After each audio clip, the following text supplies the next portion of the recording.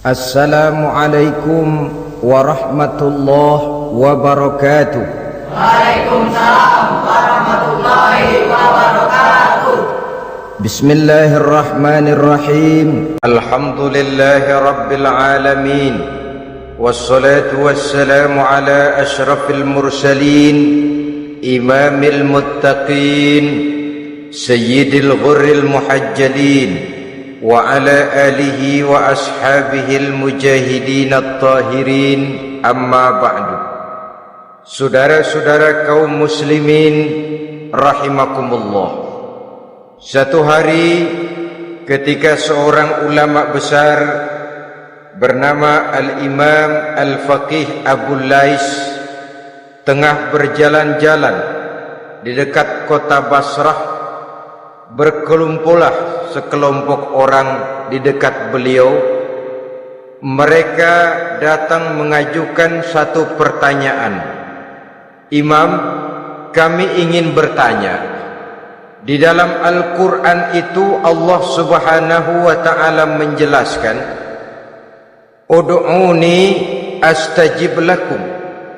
Berdoalah kepadaku, aku akan jawab doamu. Mintalah kepadaku, aku kabulkan permintaanmu. Itu dan begitu janji Allah di dalam Al-Quran. Kami, kata orang-orang tadi, sudah lama berdoa kepada Allah, tapi kenapa sampai sekarang doa kami ini belum dikabulkan? Katanya, Ud'uni astajib lakum. Kalau kamu berdoa, aku jawab, aku penuhi, aku kabulkan doamu. Itu janji Allah. Kami sudah lama berdoa pagi, sore, siang, malam. Nyatanya sampai sekarang doa kami belum dikabul-kabulkan. Ini bagaimana? Apa ayat Quran salah? Apa Tuhan lagi lempengan gak denger?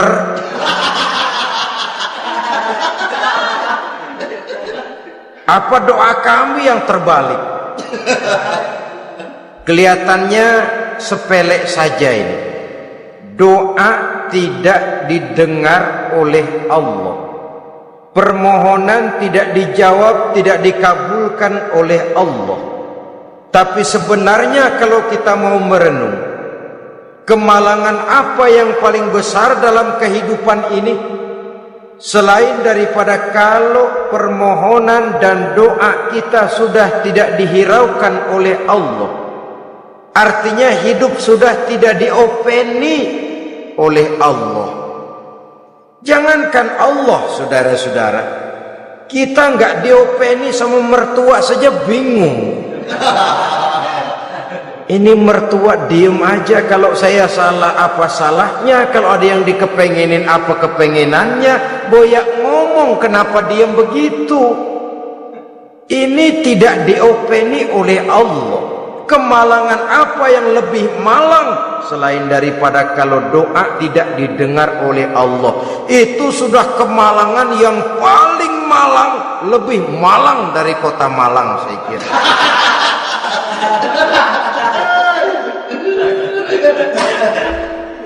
Menghadapi pertanyaan ini, Imam Al-Faqih Abu Lais senyum. Lalu beliau berkata, tuan-tuan, tahu kenapa doa tuan-tuan tidak dijawab, permohonan tidak dikabulkan? Allah sudah tidak memperdulikan tuan-tuan ini. Kami tidak tahu, Imam, maka kami bertanya. Begini, hati tuan-tuan itu mati. Dari hati yang mati, channel tidak nyambung kepada Allah. Dari channel yang putus tidak ada getaran strom, bagaimana akan timbul gejala? Hatimu mati, jadi pantas kalau doa tidak dikabulkan, permohonan tidak dipenuhi, doa tidak terjawab, hatimu mati. Saudara-saudara kaum muslimin, dari hati yang mati ini, getaran tidak akan sampai ke hadratullah azza wa jalla. Nah, ini juga satu penyakit yang kita sangat khawatirkan, yaitu apabila hati kita sudah mati selagi jasad masih hidup. Artinya jadilah kita bangkai berjalan di hadapan Allah Subhanahu wa ta'ala. Sementara kita sangat disibukkan dengan menggali berbagai macam jenis obat penangkal penyakit zahir, dan kita kurang perhatian untuk mencari obat penangkal penyakit batin yang kalau diserang penyakitnya menghancurkan kehidupan abadi di akhirat nanti. Perkembangan ilmu kedokteran nyata benar diikuti dengan perkembangan jenis-jenis penyakit. Makin maju ilmu kedokteran, makin modern penyakit. Ngerti juga rupanya itu penyakit. Dulu kita tidak kenal yang namanya AIDS, kita tidak tahu yang namanya liver, kita tidak kenal yang namanya stres. Paling yang banyak cika, masuk angin, dan sebagainya.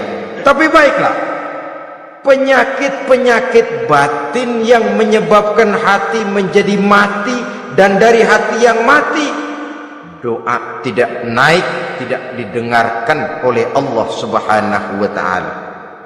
Nah, kata orang-orang tadi, yang menyebabkan hati kami mati ini apa, Imam?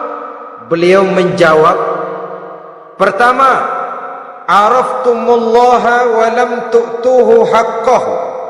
Yang menyebabkan hatimu jadi mati, pertama, kamu kenal benar kepada Allah, tapi haknya untuk disembah, kewajibanmu untuk menyembah, tidak pernah kamu laksanakan. Bagaimana Allah tidak akan jauh dari kita kalau kita tidak akan mengadakan pendekatan kepadanya? Dan pendekatan kepada Allah hanya bisa kita tempuh melalui jalur kegiatan ritual ibadah. Allah akan terlalu jauh apabila kita hanya membicarakannya lewat filsafat dan renungan yang mendalam. Tapi Allah akan dekat dan terasa hadir dalam hidup apabila kita dekati Ia dengan pelaksanaan ibadah kepadanya. Kamu kenal Allah, tapi hakmu untuk menyembah, kewajibanmu untuk menyembah, haknya untuk disembah, tidak pernah kamu laksanakan. Kalau soal Allah kita kenal bukan main. Bahkan tidak hanya kita mengajarkan kenal juga kepada anak-anak kita. Kalau ditanya siapa pencipta matahari, bulan dan bintang, Allah. Siapa pencipta lautan, gunung, hutan belantara dan sungai-sungai, Allah. Siapa pencipta bumi, matahari dan sebagainya, Allah. Sembahyang apa enggak? Bagaimana nanti?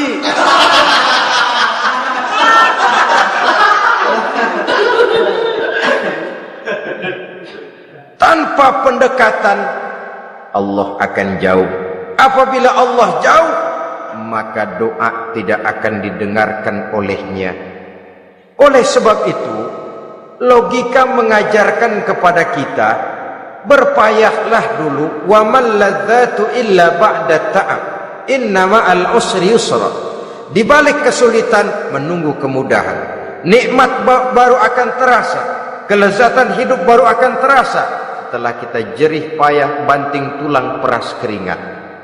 Rasanya memang lebih nikmat sepotong singkong hasil cucuran keringat sendiri ketimbang roti dijejelin orang. Ini berarti kita ingin mohon pertolongan kepada Allah, sementara dengan Allah sendiri kita jauh. Sama saja dalam kehidupan kita analoginya, saudara-saudara.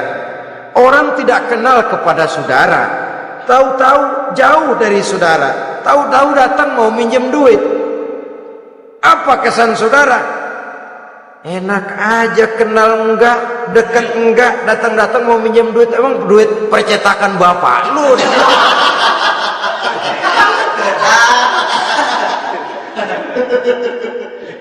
Sedangkan yang kita kenal, sedangkan yang kita bertemu tiap hari, sedangkan yang sering datang ke tempat kita, kalau satu saat dia pinjam duit, toh kita kadang-kadang masih mikir. Apalagi datang nggak pernah, berkunjung nggak pernah, ngobrol nggak pernah, apalagi kenal juga nggak pernah, datang-datang mau minta, macam apa? Datang nemuin Tuhan setahun 2 kali. Idul Fitri, doa Idul Adha. Doa cerewet banget, apa aja diminta. Saudara hadirin, bagaimana doa akan kabul, permohonan akan dijawab? Jikalau kita jauh dari Allah, kita kenal Allah, haknya untuk disembah, kewajibannya untuk menyembah, tidak pernah kita laksanakan. Itu yang menyebabkan hati kita lalu menjadi mati. Padahal mengenal Allah, setelah mengenalnya, mengadakan pendekatan kepadanya melalui ritual ibadah yang dicontohkan oleh Rasulullah Sallallahu Alaihi Wasallam. Ini hal pertama yang menyebabkan hati jadi mati. Kamu terlalu kenal Allah tapi tidak pernah menyembah kepadanya. Sama aja orang kerja kagak, habis bulan mau minta gaji. Kita jitak palanya. Macam apa? Kerja enggak, tahu-tahu datang mau minta gaji. Kerja dulu yang baik, habis bulan baru enggak diminta pun memang sudah ada jatahnya. Ibadah dulu kita kepada Allah. Soal Allah memberikan karunia kepada kita, itu hak Allah. Apabila kita dekat dengannya, ibadah yang kita laksanakan benar, karunia itu akan datang kepada kita. Saudara-saudara, yang kedua yang menyebabkan hati jadi mati, qara'tumul Quran walam ta'malu bih. Kamu baca Al-Quran tapi ajarannya tidak pernah kamu amalkan. Kamu baca Quran tapi isinya kamu injak-injak.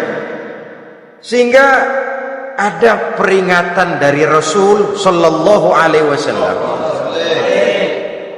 Beliau bersabda, "Iza azzamat ummatid dunya wa fi riwayatin dinaron wa dirhaman nuzi'at minha haibatul Islam wa iza turikatil amru bil ma'rufi wan nahyu 'anil munkari hurimat 'alaihim barakatul wahyi wa iza tasabat ummati saqatat min ainillah."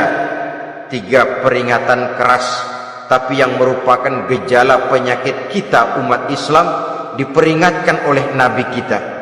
Pertama, iza azzamat ummatid dunya, apabila umatku telah terlalu mengagung-agungkan dunia, apabila umatku telah jatuh menjadi umat yang materialistis, segalanya diukur dari sudut keduniaan saja, nuzi'at minha haibatul Islam, maka akan dicabutlah dari mereka kehebatan agama Islam. Hilang kehebatan Islam apabila kita jatuh menjadi umat pengagung dunia, penyembah materi. Nilai kita, keberadaan kita tidak dihargai orang lain. Orang memandang kita remeh saja. Orang Islam gak ada apa-apanya, bayar aja, bisa dibeli, bisa diatur, bisa dikerjain, garap saja. Nuzi'at minha haibatul Islam, hilang dari mereka kehebatan Islam ini. Kenapa? Mereka telah mengagungkan dunia dan menjadikannya sebagai tujuan. Padahal dunia cuma alat, materi cuma alat, harta cuma alat. Yang kedua, wa iza turikatil amru bil ma'rufi wan nahyu 'anil munkari hurimat 'alaihim barakatul wahyi. Apabila telah ditinggalkan amar ma'ruf dan nahi munkar, maka hilanglah keberkahan wahyu. Ini yang ada hubungannya dengan masalah kita. Kita baca Quran, kita tidak amalkan isinya. Bagaimana hati tidak jadi mati? Amar ma'ruf dan nahi munkar ditinggalkan orang, hilang keberkahan wahyu. Pada saat itu boleh jadi Quran ada, tapi cuma tinggal tulisan saja. Islam ada, cuma tinggal sekedar nama saja. Diseminarkan, disimposiumkan, dimuktamarkan, tapi tidak dijabarkan dalam kehidupan sehari-hari. Apabila amar ma'ruf dan nahi munkar telah ditinggalkan orang, hilang keberkahan Quran. Akibatnya apa? apabila amar ma'ruf tidak lagi digalakkan orang, nahi munkar tidak dilaksanakan orang, lalu orang menilai sesuatu menurut seleranya sendiri. Mana yang ma'ruf, mana yang munkar, tidak ada lagi patokan utama. Kalau baik kata otaknya dia kerjakan, tidak baik menurut otaknya dia tinggalkan. Agamanya adalah otak, berhalanya adalah akal. Akhirnya umat kehilangan pedoman, tidak lagi jelas mana batas yang ma'ruf, mana batas yang munkar. Dalam kondisi sedemikian, akhirnya akan terjadi penjungkiran nilai. Paling celaka nantinya, yang ma'ruf malah dianggap munkar, yang munkar malah menjadi ma'ruf. Peringatan ketiga dari Nabi, wa iza tasabat ummati saqatat min ainillah. Apabila umatku sudah saling berbantahan, apabila umatku sudah saling caci memaki, saqatat min ainillah, jatuhlah mereka dalam pandangan Allah Subhanahu wa taala. Hilang wibawa umat yang sudah saling mencaci maki, saling menjatuhkan, saling gasak, gesek, gosok. Justru agama menganjurkan kita ini saling asah, asih, asuh. Kadang yang kita praktekkan, kita ini saling gasak. Yang kedua, saling gesek. Yang ketiga, saling gosok. Gasak, gesek, gosok. Kacau kita ini. Saling gasak, menjegal kawan seiring, menggunting dalam lipatan. Saling gosok, fitnah sana, fitnah sini. Saling gesek, sikut kiri, sikut kanan. Tidak peduli orang lain luka dan sebagainya. Yang penting dia bisa nangkring. Jatuh kita dalam pandangan Allah apabila umat sudah saling mencaci maki.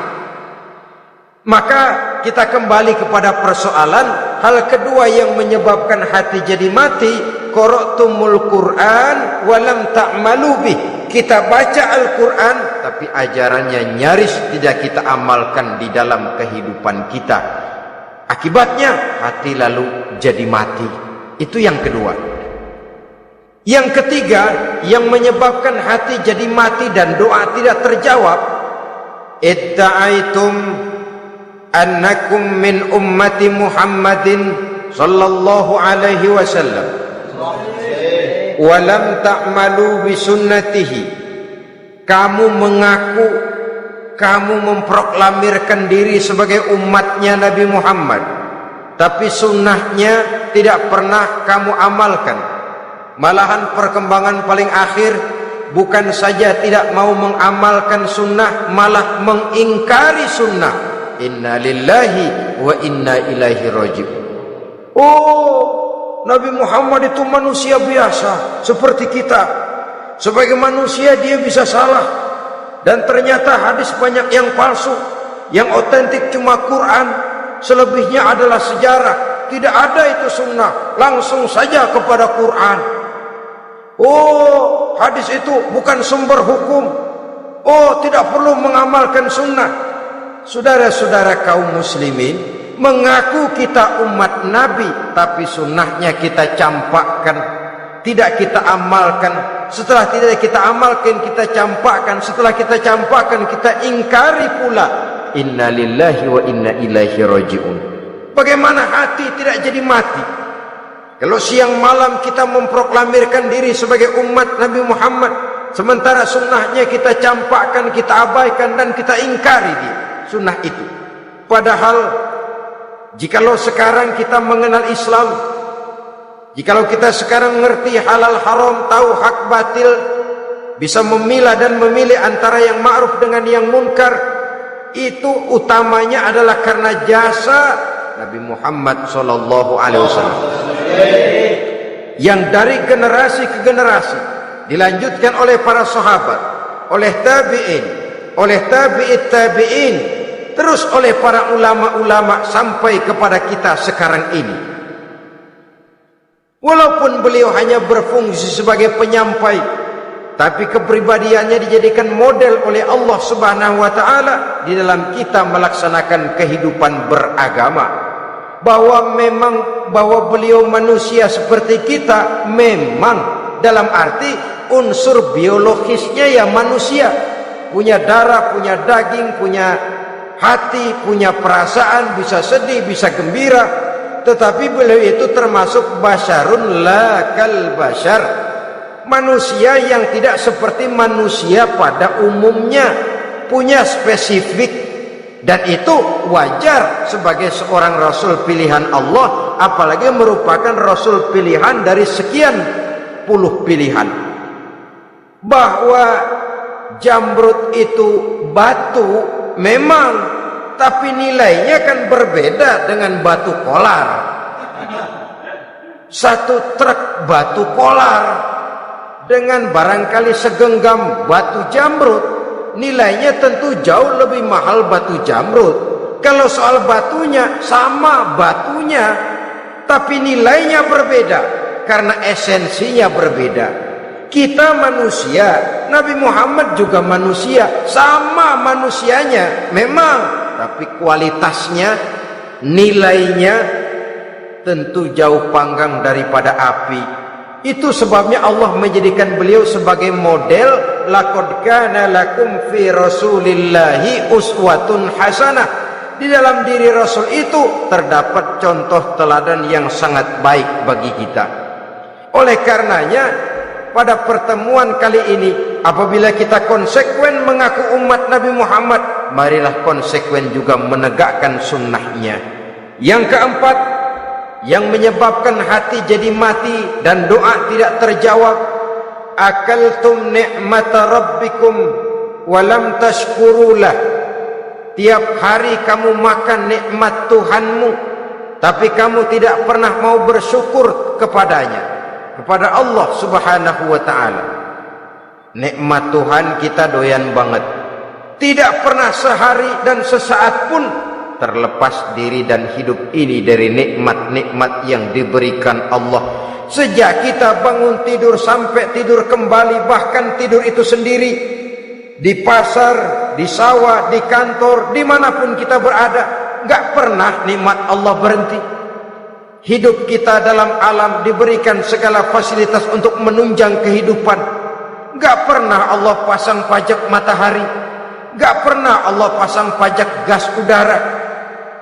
Nikmat-nikmat yang banyak itu tiap hari kita kecap, tiap hari kita nikmati, tapi kita tidak pandai bersyukur.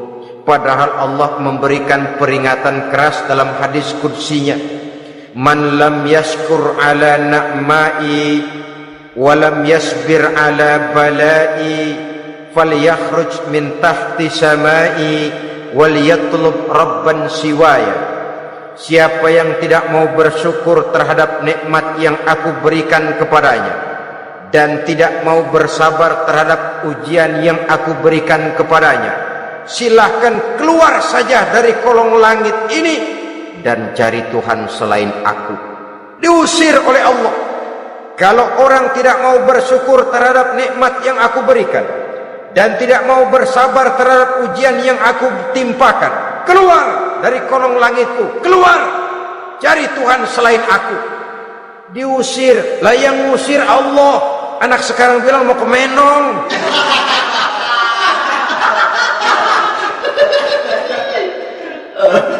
Kalau diusir kita dari Jakarta, masih bisa pindah ke Bandung. Diusir kita dari Bandung, bisa pindah ke Jogja, Solo. Diusir kita dari Indonesia, bisa pindah ke Singapura, Malaysia. Diusir dari kolong langit, mau cari langit mana lagi? Kalau kau tidak mau mensyukuri nikmat, tidak sabar terhadap ujian yang aku berikan kepadamu, keluar saja, keluar dari kolong langitku ini, cari Tuhan selain aku. Kalau istilah kita mah Tuhan, jengkel banget udah itu. Nikmatku yang nikmat yang aku berikan kau makan, tapi kepadaku engkau tidak pernah mau bersyukur. Saudara-saudara kaum muslimin rahimakumullah, wajar. Kita dulunya tidak ada, sekarang ada nikmat. Susunan biologis manusiawi kita demikian cantik, nikmat. Tinggal di bumi, fasilitas yang kita perlukan disediakan, tinggal kita, kemampuan kita mengelolanya, nikmat. Diberikan kita otak yang membedakan kita dengan binatang, nikmat. Diberikan kita agama, diutus para rasul untuk jadi model dalam kehidupan kita, nikmat. Kalau cara kita emang kurang apa sih? Apa yang kurang, hai manusia? Engkau tidak ada, aku adakan. Kalau aku perintahkan kau tinggal di bulan, mungkin kau tidak akan sanggup hidup. Begitu lahir, kau kelepok-kelepok habis. Ya nggak ada HO2 toh di bulan, mau ngisap apa? Aku tinggalkan kau, aku perintahkan tinggal di permukaan bumi. Alamnya indah, fasilitas serba menunjang. Nikmati semuanya, semuanya untuk kamu, semuanya. Satu pintaku, syukuri nikmat yang aku berikan kepadamu. Ya bukan cuma syukur dalam ucapan, syukur dalam perbuatan. Banyak nikmat yang diterima, makin banyak dia sujud, makin banyak dia ruku, makin banyak dia mengadakan pendekatan kepada Allah. Syukur dalam artian berupa tindakan dan perbuatan, mempergunakan nikmat sesuai dengan kehendak yang memberikan nikmat itu sendiri kepada kita. Saudara-saudara kaum muslimin rahimakumullah, ini penyakit yang keempat. Kamu makan nikmat Tuhan, tapi kamu tidak pernah pandai bersyukur kepadanya, mensyukuri nikmat yang diberikan tadi. Bagaimana hati tidak jadi mati? Kita sibuk mempersolek jasmani, mencari obat penangkal penyakit zahir.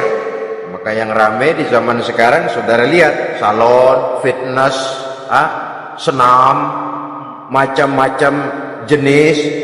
Tidak ada salahnya dan tidak ada jeleknya. Tapi kalau itu sampai melupakan kita kepada memperindah batin, memperbaiki jiwa, artinya bukankah kita perlahan tapi mempersiapkan diri menjadi bangkai berjalan di hadapan Allah dengan operasi plastik, yang pesek jadi mancung, yang sipit jadi belok,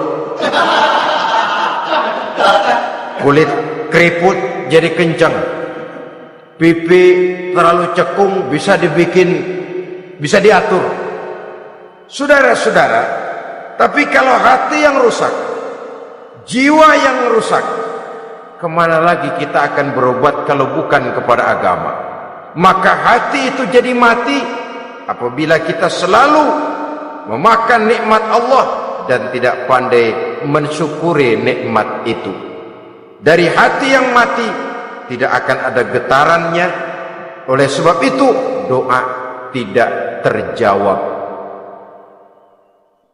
Selanjutnya yang menyebabkan doa tak terjawab dari sebab matinya hati, qultum annal mauta haqqun wa lam tasta'iddu lahu. Kamu berkata, kamu yakin bahwa mati adalah sesuatu yang benar, tapi kamu tidak pernah punya persiapan untuk mati.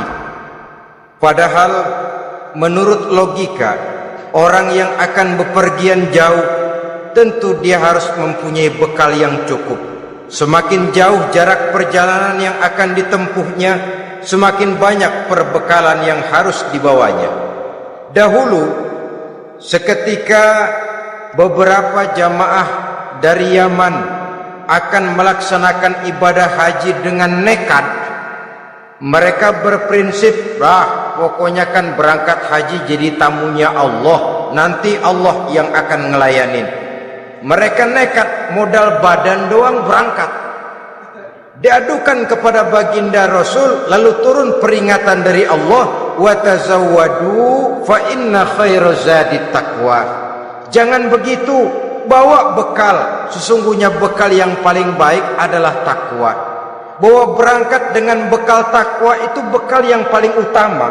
Tapi bekal-bekal yang lain pun jangan diabaikan. Kalau kita akan berangkat untuk tujuan yang baik, bekal yang paling utama memang takwa. Tapi tidak berarti harus mengabaikan bekal-bekal yang lain. Begitulah, semakin jauh perjalanan yang akan kita tempuh, semakin banyak bekal yang harus kita hadapi. Kalau saudara mau pergi ke Surabaya, tidak membawa bekal kemudian berani berangkat, rasanya sih saya pikir itu bukan berani, nekat namanya. Sama saja orang belum pernah sembahyang mati, nekat tuh orang, berani amat. Belum berbuat kebaikan barang sedikit pun sudah mati, nekat namanya itu. Sama saja tadi, nggak bawa bekal apa-apa berangkat ke Surabaya. Sampai Surabaya belum tentu, sengsara udah jelas. Belum punya bekal yang baik sudah mati. Sampai ke surga belum tentu, tapi kebelangsak dan sengsara rasa-rasanya pasti itu. Oleh karena itu, kalau kita yakin mati sesuatu yang benar, sesuatu yang pasti datang menimpa, maka hendaklah kita mempersiapkan bekal. Kemudian idda'aitumun najata minan nar wa ramaitum fiha anfusakum. Kamu memproklamirkan diri ingin selamat dari neraka, tapi kamu lemparkan dirimu ke dalam neraka. Bagaimanapun bajingannya bajingan, kalau ditanya ente mau masuk neraka enggak? Jawabannya pasti enggak. Itu pasti perbuatannya sendiri yang melemparkan dirinya ke dalam neraka, membiarkan dirinya berlarut-larut, bertimbun-timbun dalam dosa dan kesalahan, dan tidak akan ada niatan untuk memperbaiki diri. Hanyut di meja judi, habis ditelan minuman keras, fitnah sana fitnah sini, hasud sana hasud sini, padahal mulutnya ingin selamat dari neraka, perbuatannya malah melemparkan dirinya ke dalam api neraka. Tidak ada orang yang lebih sayang kepada diri kita selain kita sendiri. Dan menyayangi diri itu tidak cuma dengan memandikannya sehari 3 kali, memakaikannya parfum dengan segala macam merek, memakai sabun yang wangi-wangi, minyak yang harum-harum. Lebih daripada itu, jaga dan sayangi diri. Jangan jatuhkan dia ke dalam perbuatan-perbuatan yang bisa menjerumuskan diri itu ke dalam neraka. Kemudian disambung oleh Imam Al-Faqih Abu Lais yang menyebabkan doa tidak terjawab karena hati mati. Idda'aitum dukhulal jannah walam ta'malu laha. Kamu ingin masuk surga, tapi kamu berat mengamalkan perbuatan yang bisa menyampaikan kamu ke surga. Semua kita kalau ditanya mau masuk surga, mau, tapi jarang yang berlomba melakukan perbuatan-perbuatan yang bisa menyampaikan kita ke surga. Kemudian yang terakhir kata Imam Al-Faqih Abu Lais, dafantum mautakum walam ta'tabiru laha. Kamu menguburkan orang yang mati di antara kamu, tapi kamu tidak bisa mengambil iktibar, tidak bisa mengambil pelajaran dari mayit yang jenazah yang kau kuburkan itu. Mestinya kan nguburin orang tuh membuat sadar. Iya, kalau sekarang dia saya baringkan di liang lahat menghadap ke arah kiblat, bantalnya tanah, setelah itu ditutup dengan papan, lalu ditimbun dengan tanah. Iya, sekarang giliran dia, giliran saya, entah besok, lusa, bulan depan, tahun depan, tapi pasti mengubur mayat, mengubur jenazah, tapi tidak bisa mengambil iktibar dari yang dilaksanakannya itu. Ini merupakan penyakit-penyakit batin yang merupakan handicap, yang menimbulkan jarak antara kita dengan Allah Subhanahu wa ta'ala. Pantas kalau itu semua ada pada diri kita, hati jadi mati. Dari hati yang mati, doa tidak akan tembus. Kita tidak lagi akan diperdulikan oleh Allah Subhanahu wa ta'ala. Dan itu sekali lagi kemalangan yang terbesar dalam kehidupan kita. Bagaimana jalan keluarnya? Pertama, memperbaiki batin kita, menyelamatkan diri daripada penyakit-penyakit yang bisa mematikan hati seperti yang sudah saya sebutkan tadi.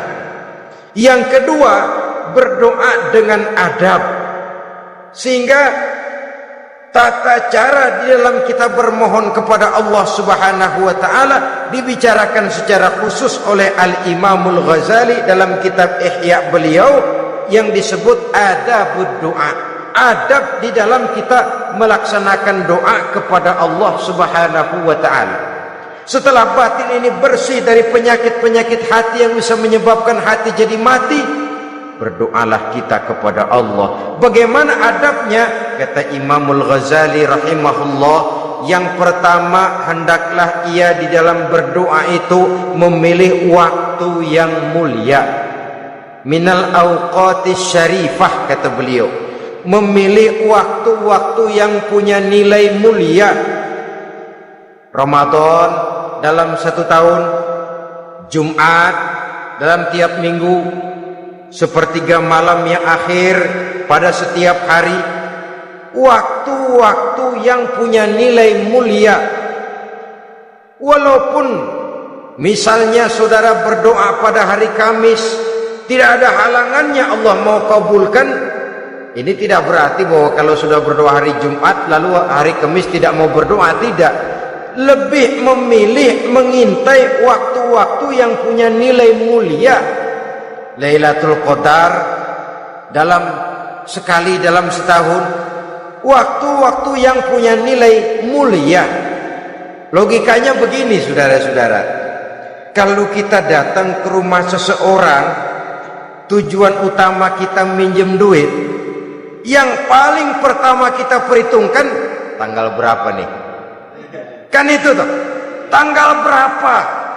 Kalau tanggal 20 atuh minjem duit, orang lagi ngap-ngapan, boro-boro dia bisa minjemin, dia sendiri mungkin lagi pusing.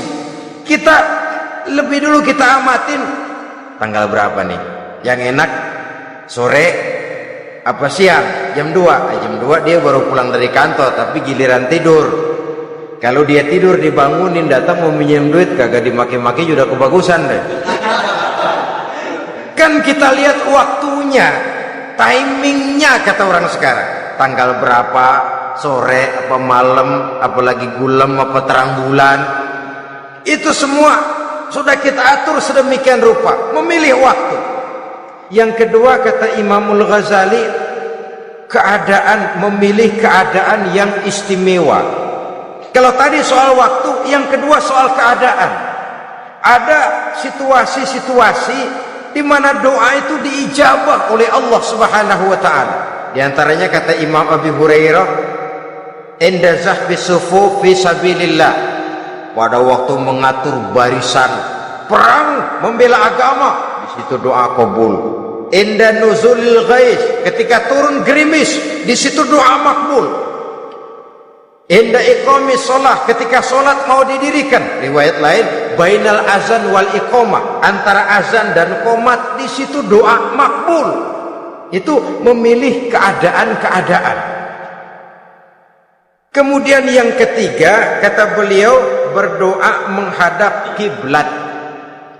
Ya, apa kalau doa madhab mudik Tuhan gak tahu? Tahu. Tuhan gak dengar? Dengar, cuma lebih etis. Lebih etis kalau kita berdoa menghadap ke arah kiblat. Saudara-saudara kaum muslimin rahimakumullah. Yang keempat, hifdzus shaut, menyederhanakan suara. Tidak terlalu keras, juga tidak terdengar orang lain, apalagi kalau doa kita diaminkan oleh orang lain. Tidak usah terlalu keras. Kenapa? Karena Allah yang kita meminta kepadanya bukan zat yang tuli, bukan zat yang buta, bukan zat yang tidak dengar, bahkan dia maha dengar. Juga tidak terlalu seperti orang berbisik-bisik, apalagi kalau doanya doa bersama-sama. Tapi kadang-kadang terdorong oleh husnuzon dari para makmum saja. Tidak peduli apa yang dibaca oleh imam, yang kedengaran cuma amin aja kerengan. Amin, amin, amin, amin, amin, amin.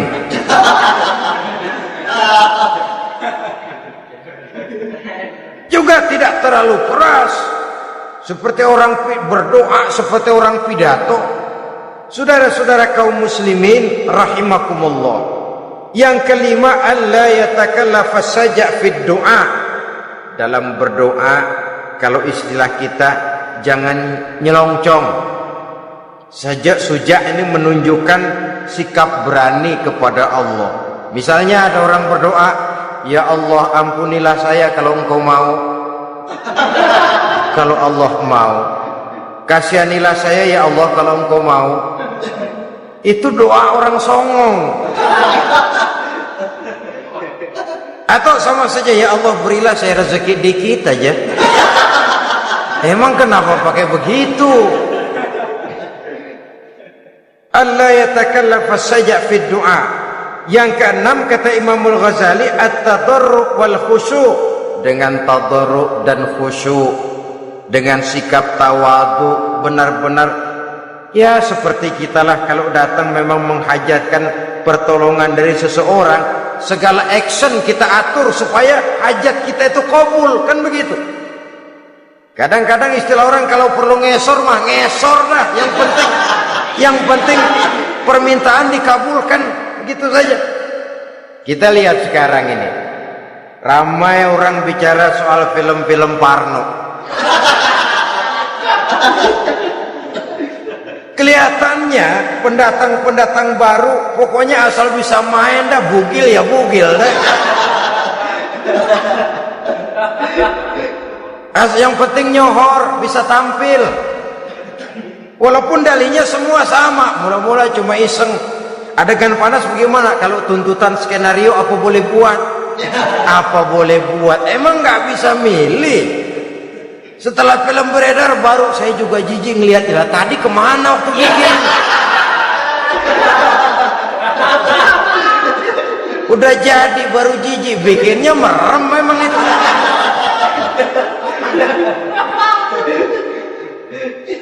Tapi ada satu analogi, asal bisa main, asal bisa tampil di layar, apa saja jadi taruhan sudah, bugil ya bugil dah, nggak soal dah, pokoknya bisa main, tampil, nyohor, masuk koran. Udah seperti kata-kata orang Arab, bul ala zamzam fatu'raf, kalau pengen terkenal kencingin sumur Zamzam. Artinya apa? Bikin yang aneh-aneh, yang orang nggak kerjain, ntar ngetop. Yang ngetop lempengan jeleknya. Sumur Zamzam dikencingin, kan nyohor itu. Sedunia orang kenal. Kenapa? Gila.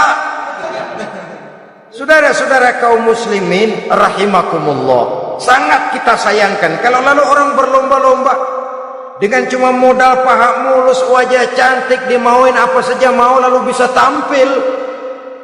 Akibatnya yang jadi korban adalah anak-anak kita, disuguhi tontonan-tontonan yang meracuni jiwa mereka. Walaupun akibatnya barangkali ya lain, seperti band orkes dengan film memang akibatnya tidak langsung ya. Kalau band orkes akibatnya langsung, dia bisa berantem di tempat lokasi. Film orang nonton tahu dia di tempat itu, bukan di tempat itu dia praktek, pulang jadi pikiran dia, tadi serem ya, ntar kalau ada kesempatan kita praktek. Nah, kita ngancemnya itu yang gak enak. Tapi yang saya analogkan dengan persoalan kita, tingkah pola artis apapun dilakukan asal bisa main. Nah itu tuh, asal dapat kesempatan acting. Dalihnya ya tuntutan skenario lah, iseng lah, macem-macem lah. Tapi yang jelas satu target, saya harus dapat kesempatan main. Untuk sampai ke situ, cara apa saja harus saya tempuh. Tidak peduli harus menginjak-injak norma dan budaya bangsa yang luhur. Tidak peduli harus bertentangan dengan kaidah agama. Tidak peduli hasilnya meracuni umat masyarakat, terutama generasi muda. Yang penting kan ngetop. Saudara-saudara, baiklah ya, itu soal lain. Tapi soal kita ialah at-tadarru wal khusyu', bermohon kepada Allah dengan tadarru, khusyuk dan tawadu. Seperti kalau kita mau bermohon kepada seseorang, kita malah merendahkan diri. Pak, saya memang orang nggak mampu Pak, utang saya udah selebar kampung Pak, anak udah 16 seperempat. Apa saja kita meratap, menghibah, mengeluh, merintih, ujungnya kan yang penting gue minjem duit dapat dah. Apa kayak diomongin, pokoknya pulang bawa duit, itu saja. Itu strategi manusiawi. Kalau ini kita adakan konteks, oh ya, kepada Allah lebih lagi kita tadarruk, khusyuk, tawadhu. Doa dengan tawadhu, sebab kita akan bermohon kepada yang serba maha. Menghadap ke arah kiblat, duduk bertafakur dengan khusyuk, tawadhu. Jangan doa sembari tolak pinggang.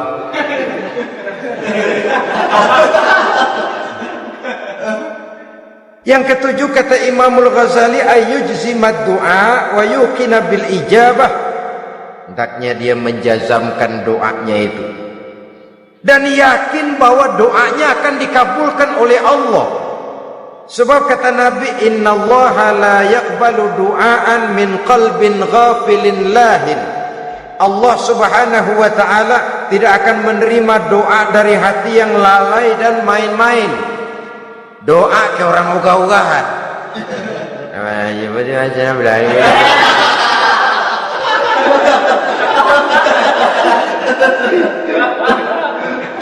Kali malaikat nyongrong, lu minta apa lu?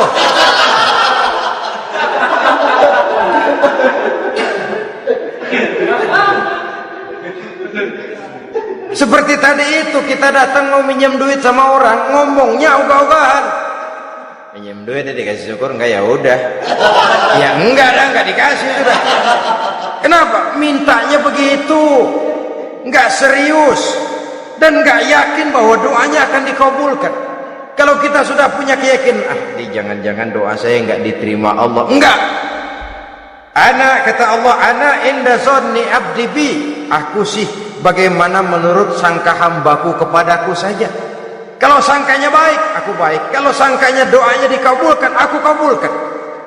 So itu doa harus dengan pasti dan harus dengan yakin doa itu akan dikabulkan dan meluruskan harapan, membenarkan cita-cita, meluruskan maksud apabila doa itu dikabulkan oleh Allah Subhanahu wa taala. Saudara-saudara, oleh karenanya jangan doa setengah hati. Jangan berdoa sambil main-main. Apalagi menghadap kiblat dengan dua tangan terangkat sebagaimana dicontohkan oleh Rasulullah sallallahu alaihi wasallam. Bahwa berdoa tanpa mengangkat kedua tangan pun Allah tahu, Allah dengar, tapi kelihatannya kurang serius. Seolah-olah terserah ada Tuhan, mau dikasih ya kasih, enggak ya udah. Seolah-olah kita tidak serius dalam berdoa. Kemudian yang berikutnya, kata Imamul Ghazali, ayyaftatahad du'a bi zikrillah fala yabda'u bi su'al. Hendaknya dia mulai berdoa itu dengan menyebut nama Allah, berzikir kepada Allah, fala yabda'u bi su'al, jangan langsung memulai dengan permintaan. Ini tata krama etisnya. Sama juga orang kirim surat, salam sejahtera kami haturkan, padahal mah nggak ada itu juga nggak apa-apa. Itu kan maksud mukaddimah saja. Besar harapan kami semoga Bapak dan keluarga di sini pun berada dalam keadaan sehat walafiat. Selanjutnya kami telah dengar dari berbagai teman tentang kedermawanan Bapak, tentang bantuan Bapak di berbagai bidang yang menyangkut sosial pendidikan. Sehubungan dengan itu maka kami bermaksud mengajukan permohonan. Baru masuk itu mah 15 kalimat kesonoin, urusan lain. Intinya sehubungan dengan itu kami bermaksud memohon kepada Bapak. Kita mulai, salam sejahtera kami haturkan, bersama ini pula kami, macam-macam lah. Sama juga seperti tadi itu, kita datang mau minjem duit, datang karena kita tahu datang habis bulan, malam terang bulan, udaranya sejuk, ngobrol lah kita, dapet teh, apa kabar Pak? Baik. Aduh Bapak sih untung dah Pak, kayak pemurah lagi. Saya tahu Bapak banyak nyumbang di mana-mana, di Angon aja tuh orang di Angon.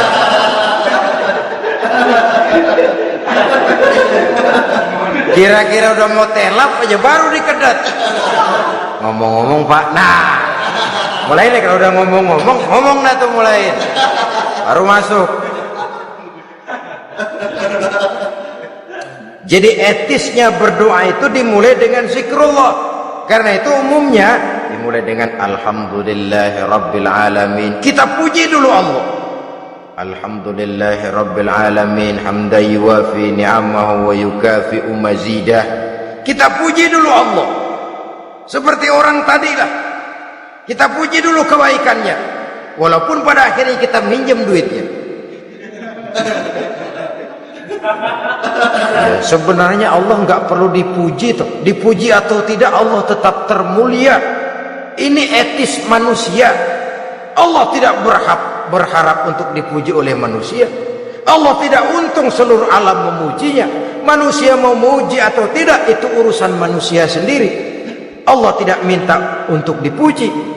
Allah juga tidak gila kepada pujian. Kalau kita memulai doa dengan pujian, etis kita kepada Allah Subhanahu wa taala di dalam kita bermohon kepadanya. Saudara-saudara kaum muslimin rahimakumullah. Kemudian menyesuaikan doa dengan kondisi. Ini termasuk syarat batin ya, taubat, waraddul mazalim kata Imam Ghazali, menolak segala macam kezoliman. Artinya kalau berdoa itu tahu diri. Kalau gaji kita sebulan 700 atau 800 900 ribu, berdoa minta rezeki 1 juta, itu tahu diri namanya. Kan cuman kurang 100 ribu. Ya, kalau kerja kagak minta gajian 1 juta. Pengen doa dikabulkan, rasanya secara etis nggak tahu diri orang berdoa seperti itu. Orang datang mau minta duit, mau pinjam duit kepada kita, kan kita lihat kira-kira mampu ngembaliin nggak nih orang. Kita lihat, kita evaluasi kemungkinannya. Lalu si yang minjem tentu tahu diri. Kalau memang kekuatannya ngembaliin tidak seperti kekuatannya mulangin, hendaknya dia timbang rasa. Begitu juga kepada kita etisnya kepada Allah Subhanahu wa taala. Tahu diri, menyesuaikan doa dengan keadaan. Kalau tidak ada gap terlalu jauh panggang daripada api, nanti nasibnya bagai si pungguk merindukan bulan. Apabila adab-adab di dalam berdoa ini kita perhatikan, sejak dia dari adab yang zahir sampai kepada adab yang batin, kemudian penyakit-penyakit yang membuat hati itu jadi mati, maka insya Allah doa kita dijabah oleh Allah Subhanahu wa taala. Dalam Al-Baqarah ayat 186 Allah Subhanahu wa taala menjelaskan, wa iza sa'alaka ibadi anni fa inni qarib ujibu da'watad da'i iza da'ani falyastajibu li wal yu'minu bi la'allahum yarshudun. Apabila hambaku bertanya kepadamu Muhammad tentang aku, kata Allah, fa inni qarib, katakan kepadanya aku dekat sekali dengan mereka. Ujibu da'watad da'i iza da'ani, aku akan jawab, aku kabulkan permohonan orang-orang yang berdoa kepadaku. Falyastajibuli wal yu'minu bi, maka hendaknya mereka juga menjawab panggilanku atas dasar iman kepadaku. La'allahum yarshudun, semoga dengan ini mereka kelak mendapat petunjuk. Saudara-saudara, Al-Baqarah 186 ini dengan nyata menjelaskan kepada kita, Allah akan menjawab doa, mengabulkan permohonan apabila kita falyastajibuli wal yu'minu bi, juga menjawab panggilan Allah atas dasar beriman kepadanya. Logikanya tadi itu, araftumullaha wa lam tu'tuhu haqqahu. Kita tidak pernah mau menjawab panggilan Allah sementara kita berharap doa kita dijawab oleh Allah. Apa enggak pincang? Apa enggak berat sebelah? Panggilan Allah kita berat memenuhinya, sementara kita sangat berharap agar permohonan kita, seruan kita dikabulkan oleh Allah. Menjawab panggilan Allah atas dasar beriman kepadanya. Kenapa? Ada orang menjawab panggilan bukan berdasarkan iman, tapi karena target lain. Datang sembahyang Jumat paling dulu, target utamanya pulang juga paling dulu nyabet sendal, nyabet sepatu. Menjawabnya iya, tapi tidak karena iman. Jadi apabila kita rajin menjawab panggilan Allah atas dasar beriman kepadanya, maka seruan, permohonan, doa niscaya dikabulkan olehnya. Ini saja, mudah-mudahan ada manfaatnya. Terima kasih atas segala perhatian, mohon maaf atas segala kekurangan. Usikum wa nafsi bitaqwallah. Wassalamu alaikum warahmatullahi wabarakatuh.